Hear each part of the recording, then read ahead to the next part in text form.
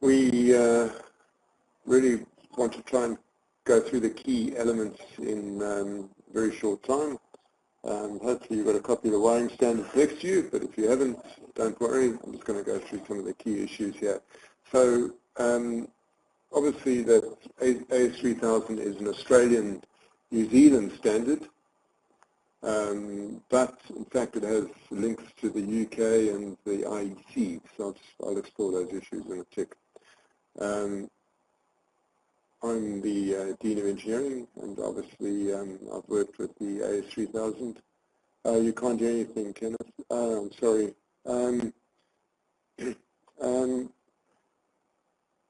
What we'll do is give you a recording, Kenneth, so if you can't hear anything, Mr. Peters, we'll give you a recording, so just log off. Before you log off, perhaps you can just tell us what browser, okay, Emil's asked what browser you're using. Over to you. Just type in the box what browser you're using. Perhaps there's an issue there. But you will get a full recording. So quick overview. Let me just get a nice thick pen here. Firefox and Google Chrome. Okay, well you should be hearing. That's a bit of a worry. Emil will talk to you. Emil will make a suggestion. I'm sorry that you can't hear us. We will be sending a recording out. So don't worry about losing the audio. It would be good.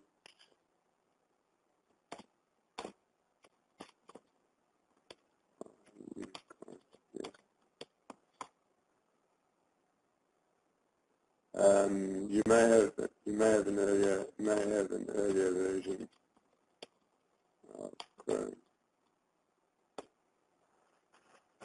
This we will send the recording as well as the supplementary information to you. Darshan, can you hear me? And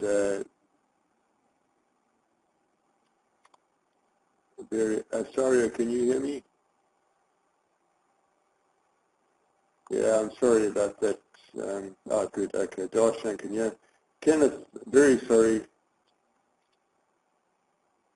Very sorry that you can't hear, but we will. So electrical wiring standards 3000, that's what I want to go through. I don't want to waste too much of your time. There's a whole pack of information that will be sent to you with this recording, so don't worry if you have lost out or if you dropped out because of internet connections. So really, the AS3000, as you know, are the minimum requirements. So hopefully you do a lot more than AS3000. And everyone in Australia, as an engineer, electrician, technician, needs to know this standard. We've got surveys indicating that probably up to 80% of people working in Australia and New Zealand do not, I repeat, do not know the standard. So it's a big issue. And obviously the idea is to protect you from electrical shock, fire, physical injury, hazards that may arise from installation. So the main application areas for AS3000, as you're probably aware, is all types of premises, especially for electrical consumers, and you immediately think of households, but it's also workplaces, factories, design, construction of buildings, Building Code of Australia, electrical generation, so power station, test and transmission and distribution systems, and obviously safe connection to the electrical distribution. And obviously, very important part of your qualification as an electrical worker, whether you're an electrician, apprentice, or design engineer. So what we're saying is the 2007 has superseded the 2000, but in fact, a lot of the old parts of the standard have actually come back into this new standard, 2007, which I'll talk about in a minute. Very similar to the IEEE wiring regulations, AS3000, except that the British standard is only limited to low voltage.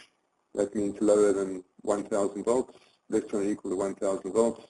And the AS3000 2007 gives the requirements for high voltage installations in Section 7. But there is a separate high voltage design standard, you should know. But there is high voltage coverage in this standard. So it's approved in 2007, that's where it gets its number from. A lot more diagrammatic representational concepts. Divided into two parts, as you're probably aware. Section 1, which covers scope, application of fundamental principles, extremely well written, and it's basically, you can use it on its own. The other one is deemed to comply status of AS3018 relating to simple domestic applications. So really, the Part 1 maintains alignment with the 60364, IEC International Electrotechnical Commission. You will notice there's no reference to North America, the IEEE, so that's not part of it, but the IEC we're very closely aligned to here. And then Part 2, Sections 2 to 8 cover the installation practice and brings out a lot of information from the AS3000 from 1991. So that's all come back, such as recommendations, examples of typical effective compliance solutions, to give a lot of really useful information in Part 2. I think it may have been removed originally because of worries about legal issues, but it's some really useful stuff that's been put in there. Real common sense stuff. So, and then the testing and inspection provisions have been updated. Some important changes. So we have illustration of normal alternative locations, a single main switch for a single domestic installation per tariff. Arc flash, arc fault protection is a must for all switchboards. Arc flash has become quite important. There's no specific standard, I think is about to be promulgated, an Australian standard, but there's very strong standards in North America, Canada, and the NFPA in the USA for arc flash. Anything above 800 amps, but preferably you will look at arc flash protection for switchboards lower than 800 amps, but it's not compulsory. And then expansion of use of residual current devices, which has become quite important, to all socket, outlet, and lighting circuits up to 20 amps, and also limiting the number of circuits connected to any RCD to 3. So you can't have more than 3. And then if you have a substation on your premises, you can have a voltage drop up to 7%. And there's a whole lot of additional appendices, extremely well written. So the contents, 8 sections and 14 appendices. Part 1, the scope, what we've just spoken about. Part 2, installation practices and general arrangement, selection installation of appliances and accessories, earthing arrangements, and earthing conductors, really important. Damp situations, so if you have your good old spa, that's all in installation practices. So it's really some really good useful information you need to comply with, all detailed in Part 2. Special electrical installations and obviously verification of your installation. ESO, Electrical Safety Office, which is generally what they use in Queensland. They use different terms in different states. So all electrical installations must comply with the 3000, AS3000, and plugged in must comply with the Australian standard, or it actually should be RCN, sorry about that. Regulatory compliance mark, so mark on the equipment. The safety office requirements for the state means that you cannot use unless everything has been marked for Australian compliance. So be wary of any fraudulent parts shipped in from outer Shanghai if it's not compliant, or it's been fraudulently marked as compliant. Often it isn't, and then you have a massive requirement for withdrawal of those parts from the Australian market, which has happened a few times now. Extraordinarily expensive process. All plug rules must be marked with the state compliance number or the new RNC marking for electrical safety. So overseas companies don't count. It's what happens in Australia that counts. And as I said, watch out for fraudulent marking. There's lots of evidence that has been happening because you can undercut your competitor with a lower price item. And the costs can be quite horrendous to withdraw that. You need to know the legislation, rules and standards, and I suggest respectfully, or Roger Royal does, one of our instructors, that 80% of licensed people don't know their wiring rules. Can you believe it? 80%. So there's a document called NULAC, which I'm going to put in the package of information that you will get, which gives you essential performance capabilities for licensed electricians. There are 66 competencies listed. So, for example, item 21. For example, 80% don't know the rules. People can't describe an earth fault loop path to find what the earth fault impedance is, from the source to the cause of the fault and then back again to the source, total impedance. Voltage rise and disconnection time with automatic disconnection, and why an RCD is not considered a primary means of electrical safety. So there's a lot of information there which most 80% practitioners don't know. It's quite horrendous. You need to know the wiring rules. You can't just look it up. You need to know them in your head. And obviously that requires a dedication to learning. And I've got some suggestions here about learning the stuff. If you want to go through the wiring rules, a suggestion for you is break your wiring rules into smaller A4 sections. Read section 2.2, that can be interesting.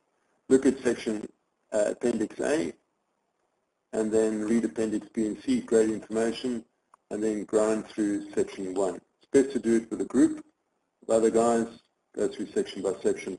I, over this year, will be going through each section individually in these sessions.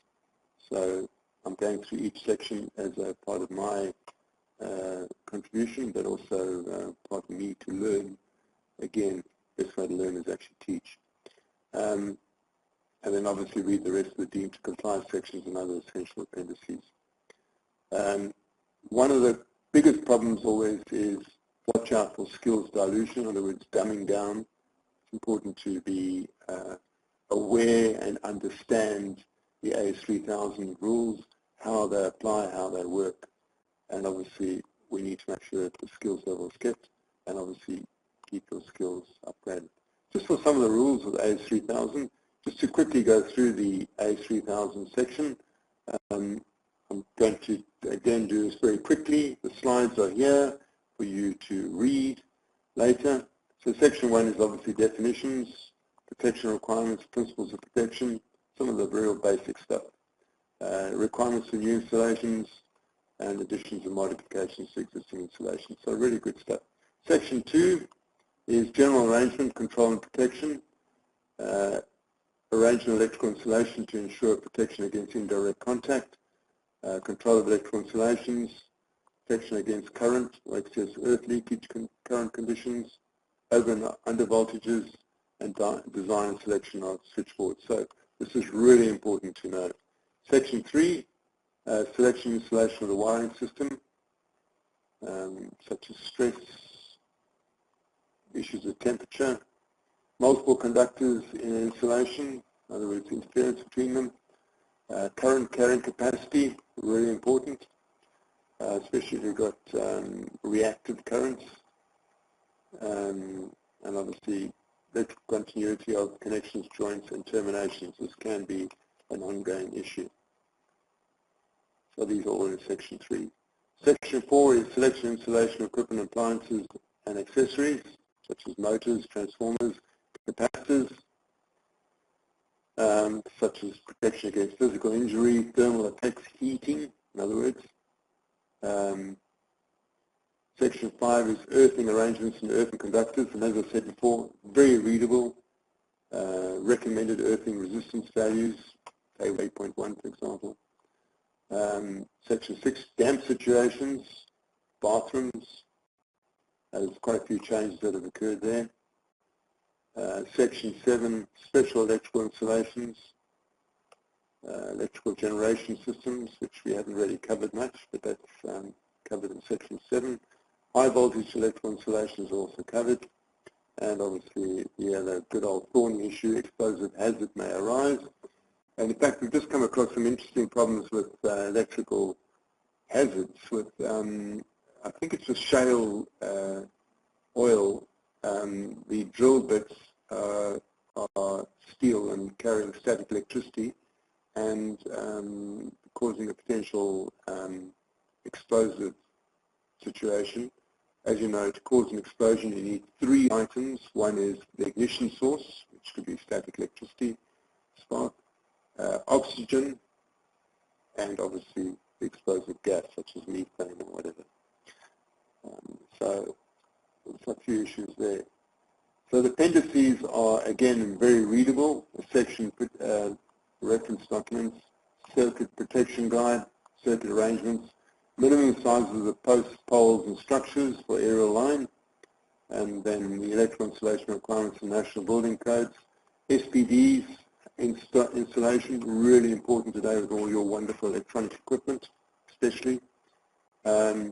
Degree of protection of enclosed equipment, classification of wiring systems, protective device ratings, Appendix I, symbols used, high voltage electrical installations, and obviously electrical shock survival in Australia and electrical shock survival in New Zealand. So those are all really important. So that's in essence the coverage on the AS3000. As I said, I will make sure you get copies of these slides. If you have any questions, just drop me a note. You'll get a copy of the slides and the recording. So hopefully you heard me.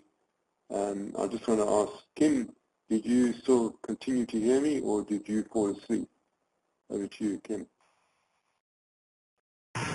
Hi Steve, still here, haven't fallen asleep yet, so heard you for the whole course of the webinar, so audio seems to be keeping up. Thanks.